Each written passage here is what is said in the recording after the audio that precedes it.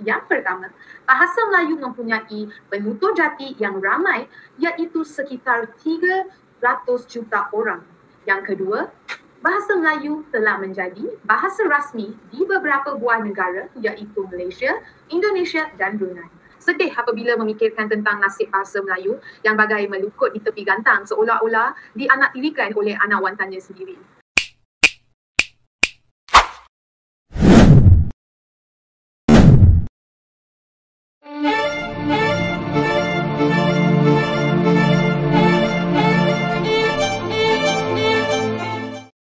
Malaysia masih bersikeras ingin memartabatkan bahasanya, yaitu bahasa Melayu. Dan katanya bahasa Melayu sudah tersebar ke berbagai negara, karena penutur bahasa Melayu telah mencapai 300 juta penutur, yang diperoleh dari berbagai negara-negara di Asia Tenggara. Salah satunya dari negara Indonesia. Padahal penutur asli bahasa Melayu dari suku Melayu yang ada di Sumatera, tidaklah banyak, dikarenakan penduduk suku Melayu pun tidaklah banyak. Dan jika digabungkan dengan suku-suku Melayu yang lain, yang ada di berbagai negara di kawasan Asia Tenggara, tidaklah mencapai 300 juta penutur. Jadi, Malaysia menghitung bahasa Melayu yang mana yang sampai 300 juta penutur itu. Jangan-jangan penutur bahasa Indonesia dimasukkan dalam hitungan? Jika dimasukkan dalam hitungan, Malaysia sungguh tidak tahu malu, sungguh tidak memiliki etika dalam bernegara. Karena sudah jelas-jelas bahasa yang dipergunakan oleh Indonesia sebagai bahasa kebangsaan itu adalah bahasa Indonesia. Sekali lagi, namanya adalah bahasa Indonesia, bukan bahasa Melayu, dan tidak ada label Melayu pada nama bahasa Indonesia. Dari pertama kali dicetuskan dalam menciptakan bahasa Indonesia, namanya tetap sama hingga sekarang ini, yaitu dengan nama bahasa Indonesia. Jika Malaysia tahu diri dan memiliki etika dalam bernegara, sebagai negara yang merdeka, seharusnya Malaysia menghormati dan menghargai undang-undang negara lain, yang sudah ditentukan oleh pihak negara tersebut. Dan tidak mengganggu undang-undang negara lain, yang sudah sah diakui oleh negara-negara di dunia. Bahkan saat ini bahasa Indonesia sudah menjadi bahasa yang resmi di UNESCO, sebagai bahasa yang ke-10 pada penggunaan bahasa dalam sidang umum konferensi UNESCO. Jika Malaysia ingin mengembangkan bahasa Melayu, dan ingin memartabatkan bahasa Melayu hingga ke berbagai negara, ya silahkan saja. Asalkan janganlah membawa-bawa penutur bahasa Indonesia. Jika Malaysia merasa mampu dan hebat, kembangkanlah saja bahasa Melayu itu. Jika boleh usul, martabatkanlah terlebih dahulu bahasa Melayu di negara Malaysia. Hingga seluruh rakyat Malaysia mampu dan mau menggunakan bahasa Melayu dengan baik dan benar. Karena bahasa Melayu di Malaysia tidaklah dipergunakan dengan baik dan benar oleh warga Malaysia. Dan juga, Malaysia harus jelas, bahasa Melayu yang manakah yang ingin Malaysia martabatkan ke berbagai negara. Karena bahasa Melayu mempunyai dialek bahasa yang berbeda-beda, dan banyak juga yang memiliki kosakata yang berbeda dari setiap suku Melayu lainnya. Sekali lagi, bahasa Melayu yang manakah yang ingin Malaysia martabatkan hingga ke berbagai negara.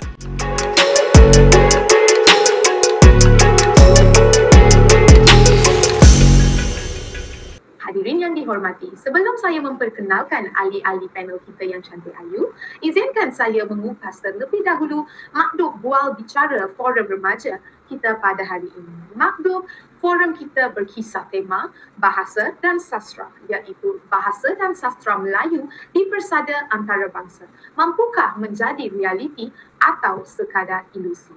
Dunia mencapada menyaksikan kesan globalisasi di seluruh dunia mewujudkan fenomena bahasa Inggeris dimartabatkan sebagai bahasa antarabangsa kerana luasnya penggunaan bahasa tersebut di peringkat global. Walhal, bahasa Melayu juga mempunyai kekuatan untuk menjadi bahasa antarabangsa. Menurut tokoh bahasa tersohor China, Profesor Wong Zung Yu, bahasa Melayu yang telah diperkenalkan dan dipelajari di China sejak zaman dinasti Ming telah menarik ramai orang dari seluruh dunia untuk mempelajarinya. Tak tumbuk, tak melata. Jika tak sungguh, kami tak kata. Prospek cerah bahasa Melayu menjadi bahasa antarabangsa turut diakui oleh Profesor Dr. Hassan Ahmad, mantan pengarah Dewan Bahasa dan Pustaka dalam makalatnya bertajuk Bahasa Melayu, Bahasa Antarabangsa. Beliau menjelaskan ciri-ciri bahasa Melayu sebagai bahasa antarabangsa seperti yang berikut. Yang pertama, bahasa Melayu mempunyai penutur jati yang ramai, iaitu sekitar 300 juta orang. Yang kedua, bahasa Melayu telah menjadi bahasa rasmi di beberapa buah negara, iaitu Malaysia, Indonesia dan Brunei. Yang ketiga, status dan pentingnya bahasa Melayu menjadi alat komunikasi merentas sempadan. Yang keempat, negara pengguna bahasa yang telah mencapai kemajuan. Dayung sudah ada di tangan, perahu sudah berada di akhir. Jelas keempat-empat kriteria ini sudah dimiliki bahasa Melayu. Namun, pelbagai prakasa ampuh perlu dilaksanakan demi mencapai matlamat pengantarbangsaan bahasa Melayu.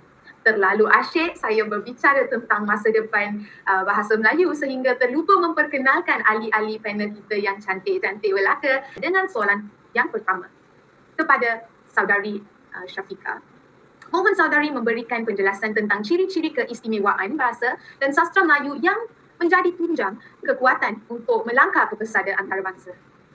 Terima kasih saudari pengerusi, saudari Ann. Sidang hadirin dan ahli panel yang dihormati. Sungguh menarik persoalan yang diajukan oleh saudari pengerusi tentang keistimewaan bahasa dan sastra Melayu.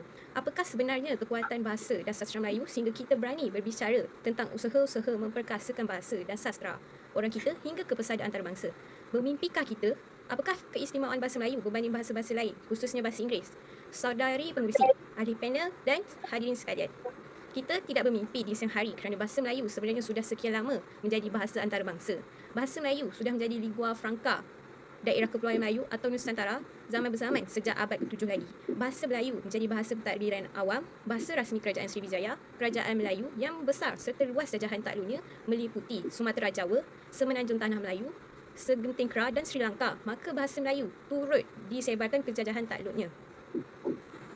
Sidang hadirin, terima kasih saudari ahli panel pertama. Benar kata saudari Syafiqah tadi, kita harus berusaha tanpa kenal erti jemu untuk menjadikan bahasa dan sastra Melayu diterima masyarakat tanpa kenal di kalangan antarabangsa. Hindarkan daripada bersifat pesimistik kerana kalau tidak dipecahkan duyung, manakah dapat sagunya? Kalau kita tidak berusaha, manakah kita dapat hasil manisnya? Seterusnya, saya mohon penjelasan daripada ahli panel kedua, saudari Khatijah, tentang badan-badan yang terlibat dengan proses perancangan, perkembangan dan pemerkasaan bahasa Melayu sehingga akhirnya matlamat kita untuk meletakkan bahasa Melayu sebagai bahasa wahana komunikasi di pesada antarabangsa akan terlaksana. Okey, baik. Terima kasih kepada saudari pengerusi majlis, saudari Ann. Yang dihormati ahli panel dan sidang hadirin. Salam sejahtera, salam satu Malaysia. Persoalan daripada saudari pengerusi tentang tangan-tangan kekal yang terlibat dengan proses perancangan, perkembangan dan pemungkasaan bahasa Melayu mengingatkan saya terhadap peranan yang dimainkan oleh Dewan Bahasa dan Pustaka. Dewan Bahasa dan Pustaka pada mulanya dikenali sebagai Balai Pustaka yang merupakan badan berkanun kerajaan yang ditubuhkan pada 22 Jun tahun 1996 dengan tujuan mengembangkan bahasa Melayu sebagai bahasa kebangsaan dan bahasa rasmi negara. DBP juga diberikan kuasa autonomi untuk menyusun rancangan pembinaan dan pengembangan bahasa dan sastera dan diberikan kuasa untuk menjalankan kegiatan penerbitan dan perniagaan buku yang serupa dengan sektor swasta. Pelbagai aktiviti telah rancak dijalankan oleh DBP untuk mengembangkan lagi potensi bahasa Melayu. Bahasa Melayu juga menjadi alat perhubungan moden pada abad ke-20 dan pelbagai bentuk program dan aktiviti kebahasaan telah dilaksanakan seperti penerbitan buku ilmiah dan karya sastera, kerjasama bahasa Malaysia dan Indonesia serta penerbitan kamus yang melibatkan pembentukan kosakata dan istilah baru dalam pembendaharaan kata bahasa. Dalam mengukuhkan sinergi bahasa Melayu agar bertapak kukuh di tanah air sendiri sebelum diperluaskan lagi di peringkat antarabangsa, DBP telah mengadakan kolaboratif dengan agenda kerajaan seperti Jabatan Perkhidmatan Awam dalam melaksanakan kursus kebahasaan untuk para penjawat awam dan kerjasama untuk melaksanakan pelbagai program dengan pihak swasta dan syarikat berkaitan kerajaan iaitu GLC juga telah dilaksanakan khususnya program yang memerlukan dana yang besar yang memerlukan tajaan untuk mengurangkan kos. Dalam memperkembangkan bahasa Melayu di persada antarabangsa, Majlis Antarabangsa Malaysia Bahasa Melayu ataupun dikenali sebagai MABM telah ditubuhkan pada bulan Julai 1997 untuk menjalankan aktiviti seperti penyelidikan bersama dengan pelbagai agensi dalam bidang bahasa dan persuratan Melayu di seluruh dunia. Secara rasminya, kerajaan antara DBP dan Universiti Pendidikan Sultan Idris ataupun dikenali sebagai UPSI dengan Universiti Prince of Songkhla di Thailand telah menunjukkan jumlah peningkatan penggunaan bahasa Melayu pelajar di luar negara. Sidang hadirin yang dihormati, demikianlah antara prakasa yang diimplementasikan oleh badan kerajaan yang terlibat secara langsung dalam proses mengembangkan dan mementabakkan bahasa Melayu. Dan usaha yang dilakukan secara istiqamah ini menyuluh jalan buat kita menggerakkan usaha keluar daripada kepompong dunia sendiri menerebus dunia sejagat yang lebih luas. Sekian, saya kembalikan kepada saudari pengerusi forum, saudari Ann. Terima kasih. Terima kasih atas penjelasan yang panjang lebar daripada saudari ahli panel kedua. Saudari berhubung peranan badan yang terlibat dengan proses perancangan, pengembangan dan pemerkasaan bahasa dan sastra Melayu. Saya bersetuju dengan pendapat ahli panel kedua tadi. Siapalah yang dapat menafikan betapa bahasa dan sastra Melayu pada hari ini telah mempunyai tempat di Persada Antarabangsa dengan inisiatif dan komitmen Dewan Bahasa dan Pustaka. Soalan saya yang seterusnya buat ahli panel ketiga mungkin agak bertentangan dengan kupasan daripada ahli panel pertama dan kedua yang membicarakan isu mekar dan berserinya bahasa Melayu mewarnai dunia Nusantara. Saya ingin bertanya kepada ahli panel ketiga, saudari Anusha, tentang permasalahan dan kekangan yang terpaksa kita hadapi sehingga merencatkan usaha kita memartabatkan, memperkasakan dan melestarikan bahasa Melayu. Seterusnya, meletakkannya di Persada Antarabangsa. Terima kasih saudari pengerusi forum, saudari N, rakan ahli panel dan hadirin yang dihormati. Isu tentang pendaulatan, pemerkasaan dan pelestarian bahasa Melayu sebagai bahasa kebangsaan, bahasa rasmi dan bahasa ilmu tidak pernah lekang dalam mewarnai isu-isu semasa. Bahasa Melayu dilihat semakin dipinggirkan dalam mengharungi dunia globalisasi. Walaupun kedudukan bahasa Melayu sebagai bahasa kebangsaan negara tidak dapat disangkai atau dipertikaikan oleh sesiapa kerana telah termaktub dalam perkara 152 Perlembagaan Persekutuan. Namun dalam dunia realiti abad ke-21 ini, bahasa dan sastra Melayu mengalami pelbagai cabaran. Antara cabaran perdana bahasa dan sastra Melayu ialah sikap masyarakat yang memandang rendah Melayu sebagai bahasa dan bahasa kelas kedua sehingga malu berkomunikasi dalam bahasa Melayu.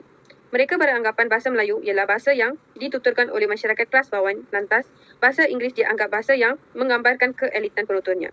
Maka, cabaran utama kita ialah menyuburkan jati diri masyarakat kita, khususnya golongan muda supaya menyedari fungsi bahasa Melayu sebagai bahasa perpaduan dan alat komunikasi utama di bumi bertuah ini.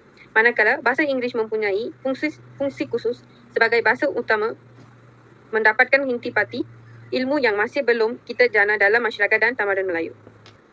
Jelaslah pada hari ini, bahasa Melayu menghadapi pelbagai cabaran untuk mengekalkan fungsinya sebagai bahasa rasmi negara, bahasa perpaduan dan bahasa ilmu. Selain itu, bahasa Melayu juga menerima ancaman globalisasi sehingga wujudnya fenomena bahasa rojak dan pencemaran bahasa. Setakat ini saja, sidang hadirin saya serahkan kembali kepada saudari pengerusi forum iaitu saudari N.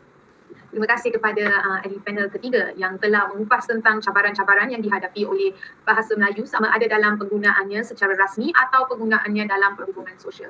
Sedih apabila memikirkan tentang nasib bahasa Melayu yang bagai melukut di tepi gantang seolah-olah dianaktirikan oleh anak wantannya sendiri. Untuk meletakkan bahasa Melayu pada kedudukan dan statusnya yang betul sehingga akhirnya bahasa Melayu dapat dinobatkan sebagai bahasa antarabangsa.